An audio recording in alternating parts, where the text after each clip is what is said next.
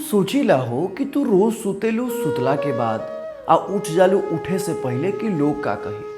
आ ये का कही के चक्कर में तू बन जालू मेहरारू जौन काल तक तू रहलू एगो नया नोचर कन्या। हम सोचीला हो कि कैसे पार लागेला एक हाथ से आंचर आ एक हाथ से रोटी, कि कैसे याद रहेला कि तरकारी में डाले के बाद नमक और एक गिलास चाउर में 2 गिलास पानी। हम सोचीला हो तू सोचेलू बहुत कुछ कहे से पहले। तार पढ़ लेवेला मन के भाव, ससुरा के काम धाम में रह जाता नु तहार नैहर के बाद। हम सोचेला हो कि तू तो एगो जीव हो, आदमी हो, कोनो मशीन ना।